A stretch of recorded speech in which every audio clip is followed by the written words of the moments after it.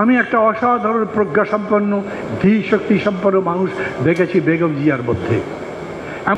5 আগস্টের আগে পর্যন্ত বক্তৃতা মানেই আগুন ঝরাতে হবে, বক্তৃতা মানেই মানুষের মনের মধ্যে ক্রোধ তৈরি করতে হবে, বিক্ষোভ তৈরি করতে হবে, যাতে জীবন দিতে সে সাহসী হয়, যাতে লড়াই করতে সে সাহসী হয়।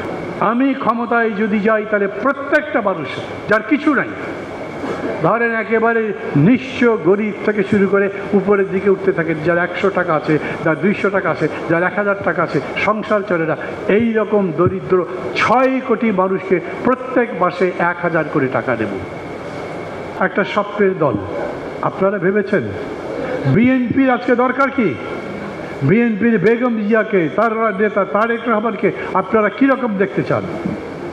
নিশ্চয়ই শেখ হাসিনার মতো নয়, নিশ্চয়ই অন্যান্য আরও নেতাদের কথা বলতে পারি, আমি কাউকে ছোট করতে চাই না বলে নাম নিচ্ছি না, তাদের মতো করতে চান না যারা বিগত দিনগুলোতে শাসন করেছে, জনগণের কোনো কল্যাণ হয়নি।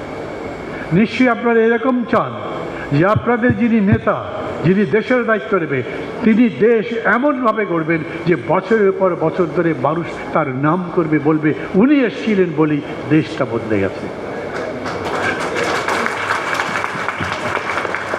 সম্ভব? সম্ভব তো বটেই।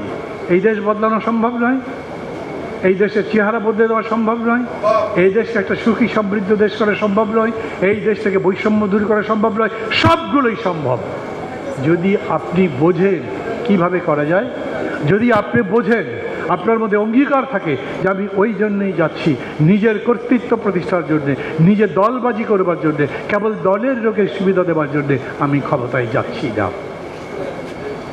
আমি এই পর্যন্ত আন্দোলন চলবার কালে, এই সরকারের পতন হবার পরে বিগত 11 মাস ধরে আপনাদের নেতা তারেক রহমান সাহেবের বক্তৃতা যতগুলো শুনেছি, আমি সত্যি সত্যি বলি, আমাকে অনেক এরকম বলতে পারেন হঠাৎ করে বিএনপির পক্ষে আর তারেক রহমানের পক্ষে কথা বলবার জন্য এসছেন নাকি? না, মাহমুদুর রহমান মান্না সেই লোক যে কারো চেহারা দেখে কথা বলে না। মাহমুদুর রহমান মান্না সেই লোক যিনি আওয়ামী লীগ থাকবার সময় আমার সাথে যারা যারা ছিলেন, মন্ত্রী হয়েছেন, 1000 কোটি টাকার মালিক হয়েছেন, ছেড়ে চলে আসছি। আজও আমি একই কথা বলি, আমি মনে করি আমি একটা স্বপ্ন নিয়ে এই আপনাদের সবাই এসেছি, আমি স্বপ্ন নিয়ে আপনাদের সবাই যাই। আমার মনের মধ্যে সেই স্বপ্ন, যেই স্বপ্ন বাংলাদেশের কোটি কোটি মানুষ দেখে, একটা সুখী সমৃদ্ধ দেশ, একটা ভালো দেশ। কিন্তু আমি বুঝি যে আগামী 5 বছরে 10 বছরে আমি সেই সুযোগ পাবো না, এই দেশ গড়বার দায়িত্ব আমার কাছে আসবে না। আমি বুঝি আমার কাছে যদি কোনো দিন ক্ষমতা আসেও ততদিন আমি জীবিতও থাকবো না। আমার বয়স 75 পার হয়েছে, 76 হয়নি কিন্তু কাছাকাছি। আমি এখন পর্যন্ত সুস্থ আছি, হয়তো 5 বছর 10 বছর পরে থাকবো না। কিন্তু আর যারা থাকবেন, তরুণ মানুষ যারা প্রৌঢ় নন, এখন পর্যন্ত কাজ করতে পারেন, শক্তি আছেন, সেই রকম মানুষরা যদি দায়িত্ব নেয় এবং তারা যদি মনে করে এই দেশ বদলাবার জন্যে আমি জ্ঞানের কাছে যাব, আমি বুদ্ধির কাছে যাব, আমি সাহসের কাছে যাব, শৌর্য বীর্যের কাছে যাব এবং তাদের কাছ থেকে সব কিছু দিয়ে এই দেশ গড়ে তুলব, তিনি সেই দেশ গড়ে তুলতে পারবেন। আমি মনে করি বাংলাদেশ বদলাতে পারে। আমি একটা অসাধারণ প্রজ্ঞাসম্পন্ন ধী শক্তি সম্পন্ন মানুষ দেখেছি বেগম জিয়ার মধ্যে। এমনকি সাম্প্রতিক কালেও দুটো একটা কথা যা গল্পের মতো শুনেছি, কোনো খবরে প্রকাশ পায়নি, কিন্তু খুবই গুরুত্বপূর্ণ সময় গুরুত্বপূর্ণ সিদ্ধান্ত নেবার প্রশ্নে আমার কাছে মনে হয়েছে তিনি অসাধারণ দায়িত্ব পালন করেছেন। আমি চাই উনি আরও সুস্থ থাকুন, আরও দীর্ঘদিন তার অন্তত মস্তিষ্ক যেন ঠিক মতো কাজ করে, যেন তিনি দেশের কথা ভাবেন এবং দেশের কথা ভেবে তিনি যেন দেশের এই জায়গাটা তৈরি করেন। কতগুলো নির্ভেজাল নিরেট কথা বলি আপনাদের কাছে। আমার বক্তৃতার মধ্যে আমি আপনাদের আর একটা কথা বলে রাখি, 5 আগস্টের আগে পর্যন্ত বক্তৃতা মানেই আগুন ঝরাতে হবে, বক্তৃতা মানেই মানুষের মনের মধ্যে ক্রোধ তৈরি করতে হবে, বিক্ষোভ তৈরি করতে হবে, যাতে জীবন দিতে সে সাহসী হয়, যাতে লড়াই করতে সে সাহসী হয়।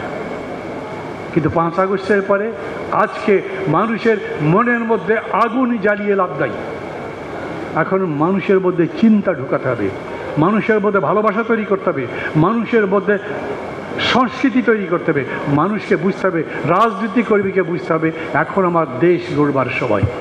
এখন দেশ ভাঙবার সময় নয়। আর বিশেষ করে বিএনপির নেতাকর্মীদের কাছে আমি এই কথা বেশি করে বলবো যে আপনাদের হাতেই সম্ভবত প্রায় সব কিছু আসবে। আপনারা তার জন্য তৈরি? ইনশাআল্লাহ। আমি দেখছি না, কারণ এখন পর্যন্ত রিপোর্ট হয়, মাঝে মাঝে পত্রিকায় লেখে, অন্যান্য দল বলে, বিভিন্ন জায়গাতে মব কালচারের কথা আসে। এগুলো করা যাবে না, মনে করতে হবে আপনাদের। আবার বলি, এখন পর্যন্ত গত কয়েকদিন আগে মাহাথির মোহাম্মদ তার ১০০তম জন্মবার্ষিকী পালন করলেন। মাহাথির মোহাম্মদকে পৃথিবী চেনে। আমাদের দেশে মাহাথির মোহাম্মদ আছে? আমি জানি নাকি, থাকতেই তো পারে। আমার পাশে দাঁড়িয়ে আছেন যিনি, তার মধ্যেই মাহাথির মোহাম্মদ থাকতে পারে। আমি যাদের ছবি টাঙিয়ে রাখি তাদের মধ্যে মাহাথির মোহাম্মদ থাকতে পারে। মাহাথির মোহাম্মদের সাথে আমরা একটা যদি মাহাথির মোহাম্মদ পাই, তাহলে তার আদর্শ অনুসরণ করে কাজ করতে পারবো। চুপ করে থাকেন মানে কি বুঝতে পারেননি কথা, নাকি বুঝতে পারেন না আসলে অত দূর থাকবো কি না? আজ এটাই বাস্তব, এটাই বাস্তব। আমি ধরেন একটা প্রশ্ন বলি, আমার দলের পক্ষ থেকে বলি, আমরা বলি কল্যাণ রাষ্ট্র চাই। আমি ক্ষমতায় যদি যাই, তাহলে প্রত্যেকটা মানুষ যার কিছু নাই, ধরেন একেবারে নিঃস্ব গরিব থেকে শুরু করে উপরের দিকে উঠতে থাকেন, যার ১০০ টাকা আছে, যার ২০০ টাকা আছে, যার ১০০০ টাকা আছে, সংসার চলে না, এই রকম দরিদ্র ৬ কোটি মানুষকে প্রত্যেক মাসে ১,০০০ করে টাকা দেব। দিতে পারবো? কত টাকা লাগবে? বছরে ৭২,০০০ কোটি টাকা। তো আমার বাজেট কত হয়? ৮ লক্ষ কোটি টাকা। ৭২,০০০ কোটি টাকা দিতে পারবো না? একটা পরিবারে যদি ৪ জন লোক থাকে, তার মানে সে ৪,০০০ টাকা পাবে। তো গ্রাম এলাকাতে ৪,০০০ টাকায় সংসার চলবে? পুরাপুরি চলবে না, কিন্তু অনেকখানি চলবে। সে যদি আর কিছু সাপোর্ট দিতে পারে, কাজ করবার পরে হয়তো বছর শেষে একটা মুরগি কিনতে পারবে বা ছাগল কিনতে পারবে, একটা আলাদা অর্থনীতি হবে। এই টাকা নষ্ট হবে না। বড় লোককে লক্ষ কোটি টাকা দেন, ও বিদেশে পাচার করে দেয়, ও চুরি করে নিয়ে যায়। গরিব মানুষ চুরি করে না, গরিব মানুষ চুরি করে না। আমি একটা কথা বললাম, আমি আমার বক্তৃতা অত বিশাল লম্বা করতে চাই না। আমরা একটা কর্মসূচি দিতে পারি, দরিদ্র জনগণের জন্য মেডিকেল ফ্রি করে দেবো।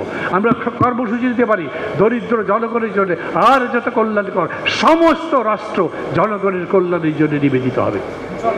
না হবে কেন? রাষ্ট্রের কাজ কি, সরকারের কাজ কি? জনগণের কল্যাণ করাই তো।